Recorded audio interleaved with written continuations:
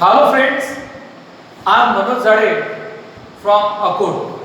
Today we are going to learn here the passive voice of present perfect tense. The passive voice of present perfect tense. So from exam point of view, it has importance. Again, if we see most of the sentences when we speak in English, most of the sentences they are spoken in passive voice. So it is must for all the students to learn it properly. So here we are going to take the passive voice of present perfect tense. The construction is first we take object, then we use either have or has.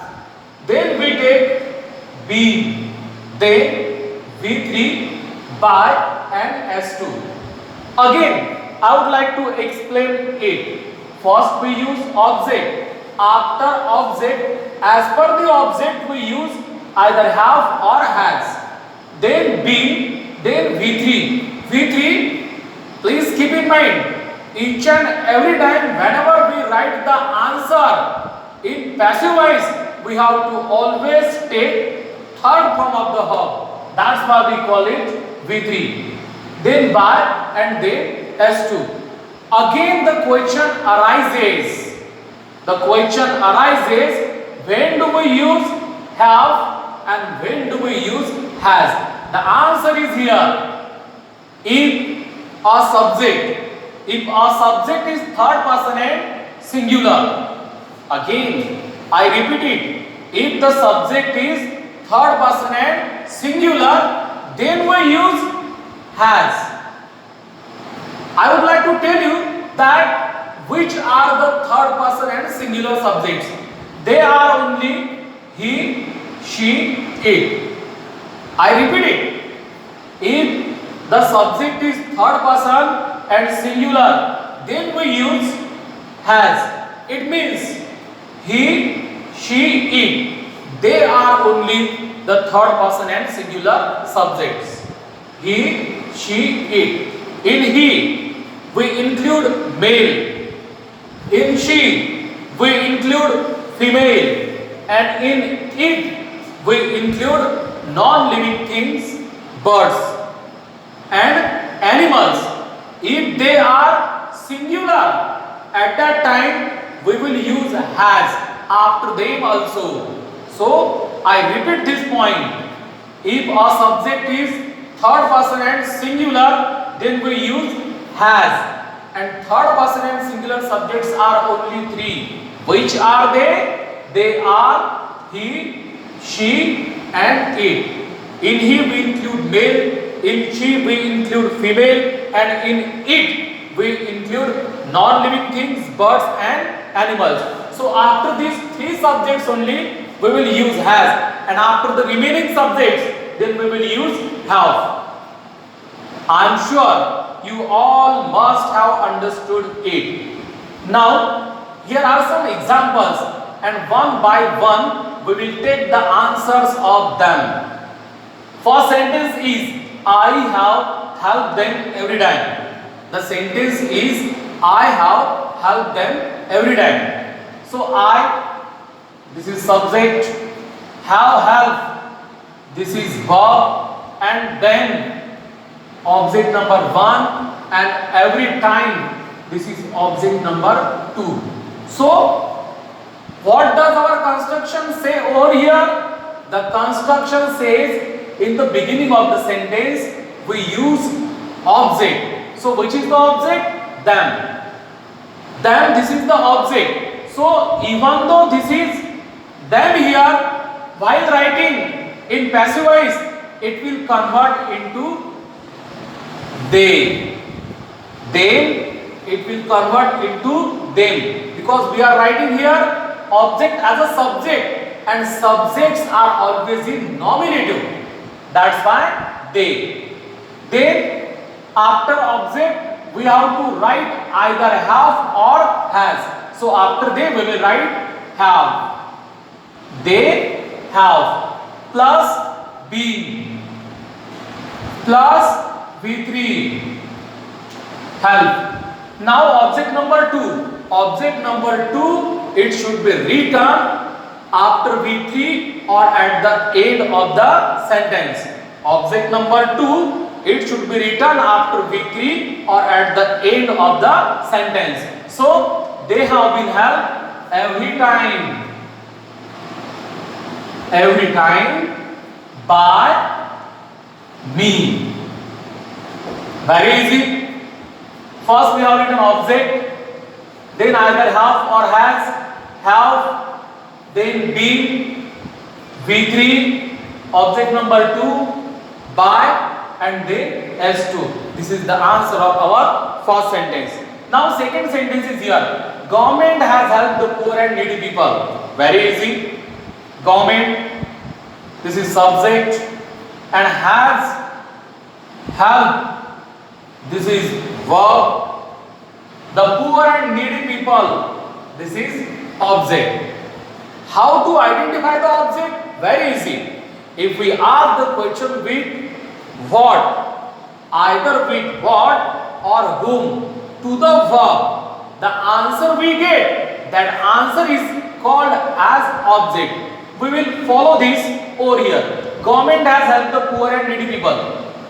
Whom has government helped? Whom has government helped? We get the answer, the poor and needy people. So this is the object over here. The poor and needy people, this is the object. The poor and needy people. This is object, but it has become subject over here. So object. After object, either have or has. Even though in active voice has is here, but it was government, that's why we have written has. Now the subject, it is the poor and needy people. This is plural, that's why we will use here have. The poor and needy people have. Then been. Then V3 help by government. Next sentence is here. The lady has accepted our challenges. Here, the lady, this is the subject, has accepted, this is verb, and our challenges, this is object. The lady has accepted our challenges. Now we will identify object over here. What has the lady accepted? We get the answer here. Please concentrate. What has the lady accepted? Directly we get the answer, and that answer is our challenges. So object or challenges or challenges. This is the object. After object, either have or has. This is plural. That's why we will write here have or challenges have. Then been. Then V3 accepted or challenges have been accepted by the lady. Very easy. Object, either have or has. This is plural. That's why we have used have, then been, then V3, by, and there is no S2 of the lady. So that's why we will write here as it is. Next sentence is students have solved every test. Students have solved every test. Students, it is subject, have solved, this is verb, and every test, this is the object. So at first we will write object. Which is the object? Every test. Again we will identify the object by asking question either with what or whom. Keep in mind, when the things are there, at that time we ask the question with what, and the persons are there, then we ask question with whom. But here every test, this is the thing. So we will ask question over here with what? What have students solved? We get the answer. Keep in mind, what have students solved? Every test. So we get the object, and that is every test. After every test, now it is singular. So we will write has. Every test has plus been.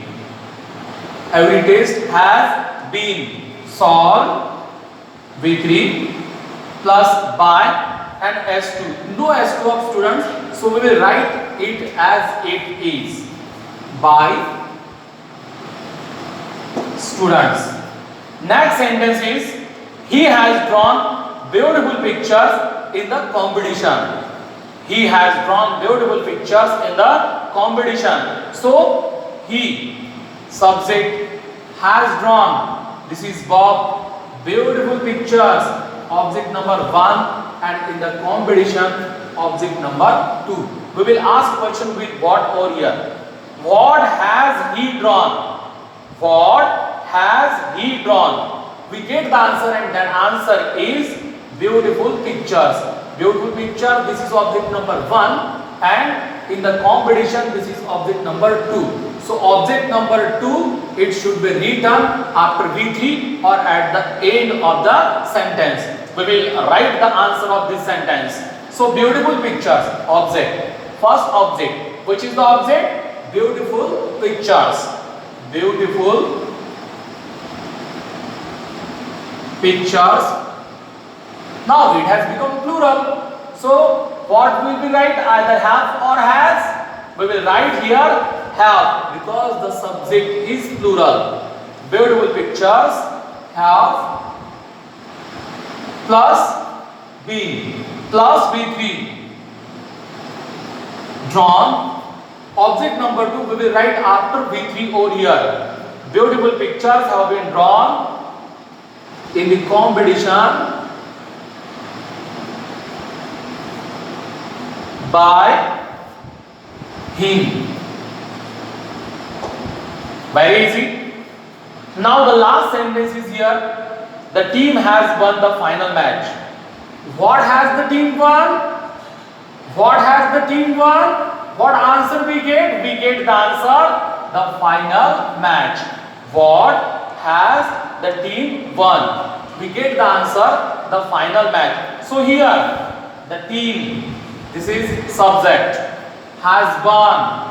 This is verb, and the final match, this is the object. So first we will take the object. The object is the final match. The final match, this is singular. So object, the final match. After that, either have or has here. This is singular. That's why we will write here has. The final match has plus been.